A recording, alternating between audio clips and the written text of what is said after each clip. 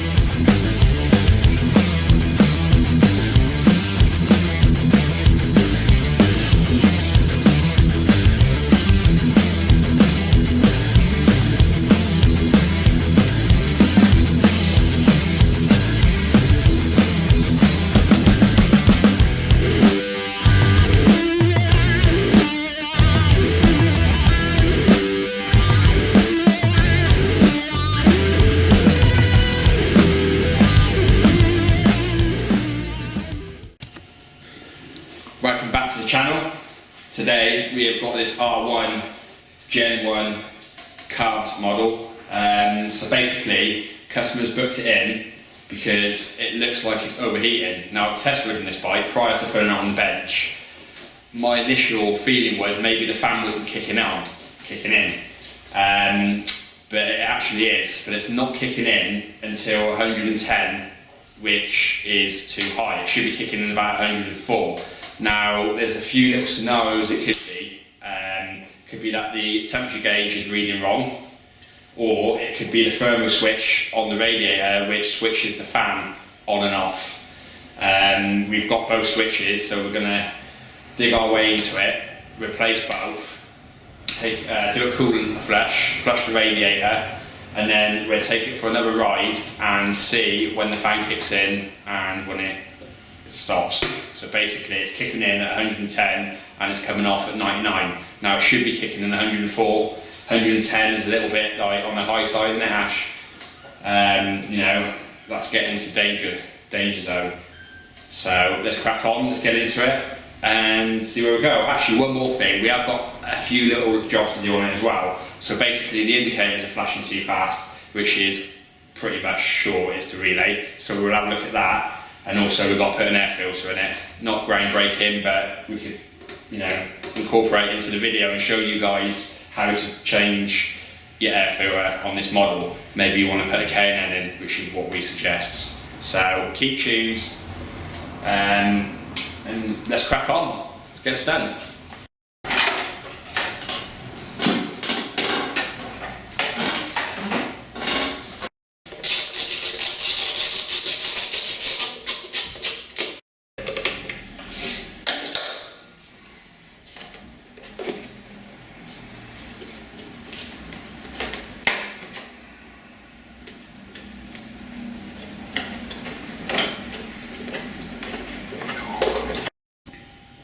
Right, so basically, two switches on the radiator, thermal switches. So you've got a temperature sensor for the temperature gauge, and you have got a thermal switch that switches your fan. Now the thermal switch is this big one, the top one. As you can see, it's quite chunky. And then the temperature is a single wire, which is this little one here. We're going to go ahead and we're going to change the temperature one first, because I'm 80% certain that that is our issue. So we'll go ahead, swap that out, take it for a ride, we'll get it up to running temperature, and then we'll find out what's going on. So keep tuned. So basically, if you take off the main hose onto the water pump on the left hand side of the bike, that will drain the coolant. As you can see, that looks pretty clean. We just want to take the radiator cap off. It is. Alright, that's interesting. So what you want is to get yourself a 12mm spannage that will get this thermal switch out, just like so. Now just be careful, just in case it's seized, last thing you want to do is snap it off in the radiator or even damage the threads. So just go with caution on this. If it's tight, you want to be spraying it with a bit of WD-40 or a bit of what we call schmoo to get things moving. But this one is thankfully pretty free.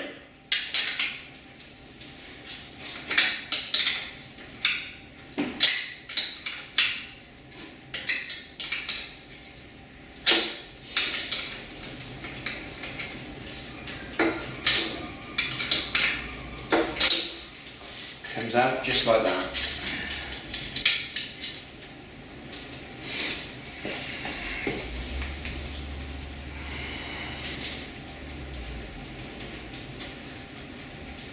Cool. Now you can actually test these. Actually, it's a bit of a faff to do it, but what you can do is heat it up to a known temperature, and then if you get a multimeter, put it on the body, put one probe on the body of the actual switch, and put one probe on the end of the connection, and then heat it up to a certain temperature, and you can test the resistance range within the switch. It's easier though to actually test the thermal switch for the fan, because that is just a switch that the switch is on or it's off, but basically do the same. Actually, it's a little bit different because it's got two wires, so on that one you'd go across the two wires with your multimeter, heat it up to a known temperature, and then when it switches on, it will obviously get continuity on the multimeter, and then you know whether the switch is deaf or whether it's not. Now, to test the fan, if you're not sure whether it's that switch and you want to test the fan to see if the fan's working, if you get the two wires, which are here, this big block here, now make a little jumper wire to go from one connection to the other, turn the ignition on, and the fan should come on. If that fan don't come on, then you've obviously got a connection issue somewhere else, or you've got a problem with the fan. Now, if you want to test the fan, you could disconnect it at the fan where it connects into the wiring harness, and you could put 12 volts to the fan to make sure it moves. Now, a quick visual check before you do all that is spin the fan and see if it's smooth. See if there's any play in the bearing on the fan. If you've got play in the bearing, or it's not smooth, it's a little bit rough, 9 times out of 10 you're going to need a new fan. Which at the same time I would be inclined to change the radiator as well, because 9 times out of 10 when you go to undo the fan bolts that actually attach it to the radiator, they're probably seized in. And to be honest, this is probably the original radiator to this bike. We are going to suggest to the customer that he upgrades it to a new aluminium equivalent, and they are actually bigger, so it will keep the bike cooler, which is a decent upgrade, to be honest. If it was me, that's what I would be doing, 100%. Right, we're going to put the new switch in. It's actually in there, I've just got to nip it out. Now, when you nip it out, make sure you do not over tighten it. So that's what you want to do, because it should be like massively tight, it should just be nipped up. It's only going into aluminium threads, so have a look. So now that's gone tight a little bit. Now what I'm going to do is give it a little bit more of a nip. Just like that. Job done. So basically, all the switches are fitted, we're ready to go back together, but just before we do that, we are going to flush the system through the hose pipe. You know, if you've gone this far, you might as well just do it. There's no point in not doing it. So what you want to do is get yourself a hose pipe. Just put it in the top of the radiator cap.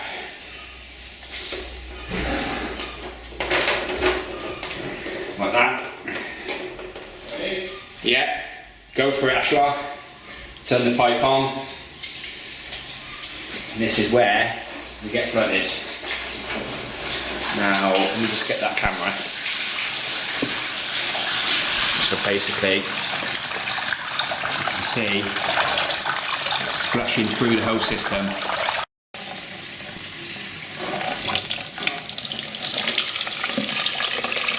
Now you can do this outside. Only problem is we're in a bit of a area, and obviously the water's contaminated with coolant, so make sure you dispose of it accordingly. You see that's coming through nice and clear now. Right, switch her off. Right, so now it's time to refill the coolant. So basically it takes just under 3 litres. So you need just over 3 litres of coolant.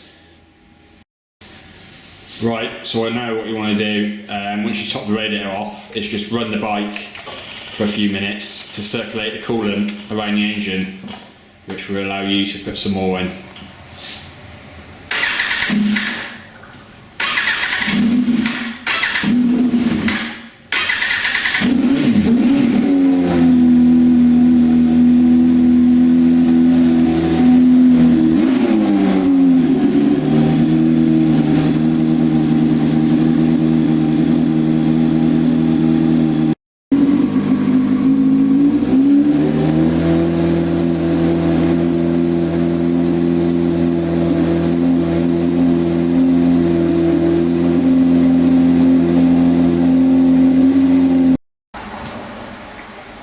Right, so basically we ran the bike up, got the fan to kick in. Now it is kicking in at 102 and turning off at about 93, 94. Now that's perfect. That's exactly where we want to be. Right, so basically when you top the coolant up, you want the cap off and the bike running, get it up to about 70, keep topping it up. You'll see air bubbles coming out every now and again. That's good, that just means it's circulating. Get as much fluid in it as possible to try and bleed any air out. When it sort of like doesn't want to take anymore, switch the engine off, put the cap on, radiator cap, run it up to temperature, let the fan kick in, obviously see what it kicks in at, turn the engine off once it's kicked off, and let the engine cool down, and then take off the cap again and see whether it needs topping up from where it's circulated. Now you might need to top it up, you might not. If you do have to top it up, it's not end of the world, it just means that there was some air gap in the engine, water jacket somewhere. What I was going to say, another good thing actually, there's a couple of things I'm going to point out. One, as it is warming up, on your first initial warm up, just check the radiator, like all 4 corners, just to make sure, and the middle, that the radiator is the same temperature all the way around. Now if it starts getting warm and like one corner's cold, that's telling you the radiator's blocked. That's so either you need to flush it better or get a new radiator, which I suggest just getting a new radiator if it's the original one to the bike. Second thing, right, radiator cap, make sure you check the cap, check the seals, see if they're cracked, or if you really want to, which is what I recommend, and we have actually done it on this one, we've put a new one on, just replace it. They're not massively expensive, you know, that rules that out then. Next stage, we're going to take the tank off and show you quickly how to do an air filter. Now that's pretty basic, pretty much anyone can do that, but if you're not confident, obviously take it to your local garage. Right, so basically let's get on and change the air filter on this bike. So first thing you need to do is remove the seat. Now to remove the seat, there's 2 fixing bolts, as you can see. You've got that one there on that side of the bike, and you've got another one there on that side of the bike. Typically the Allen keys, unless someone's changed them. So I think it's a 5mm Allen key there. So you're going to take that off. Now there's just one 5mm Allen key there. Take that out. Now the tank will pivot up, and you can use a little stay to keep the tank up while you change the filter. I'll go ahead and remove them 2, and then we'll move on to the next stage. So now we have the tank pivoted. Now that's fully pivoted there. As you can see, I've used a mallet to prop the tank up. You can use a piece of wood, whatever you like. Just watch your hands when your hands are in there, that it don't drop on your hands. It can be a little bit painful, but not too bad. But I will just point out actually, now on these R1s, there's always issues with the bolts that fix the seat to the subframe. Now if you look here, you can see the little riv nuts. Now basically people do not copper grease the bolts and they over tighten them, and then what happens is it loosens up the actual riv nut, and then the riv nut just spins with the bolt, and it's an absolute pain in the ass to get them out when you do that. So the key is there to use copper grease and just to nip them. Don't need to be that tight, to be honest. Now just go ahead and remove all the screws around the outside of the airbox. So you've got 3 down the back, 3 on this side, and 3 on the other side. So you will also need to take off this 10mm bolt there, and there's also another little screw, see if I can get in there, in that little hole in the middle, just there. As you can see, this filter is actually not that bad, but we've got a new one to go in anyway. So just pull that out, chuck it to one side, not like that. Anyway, we've got a new one to go in. Put your new filter in. Now you can clean all this out. You can see there's a bit of gunge, bit of brake cleaner or carb cleaner. Get in there with a cloth, clean all that out, put your air filter in, and then pull it all back together in the reverse as you took it apart. It would be worth mentioning actually, down in here, you can see just there is your fuel pump and your fuel filter. Now whilst you're here, if you know you're going to do this job, I would order a new fuel filter and do that at the same time.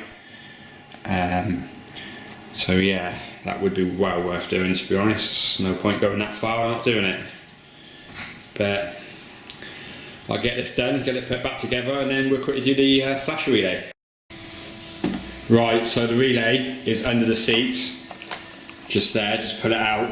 That looks like the original one. So what you do, disconnect that and then swap it out for a universal LED indicator flasher relay, like that. That's a PureTech one. We are going to have to hook the wires on this one, but you can buy them so they plug straight in. Now that's an easier way of doing it rather than actually using resistors and all of that stuff on each individual indicator. Now this job's all done. Make sure you like, share and subscribe, and we'll see you in the next episode.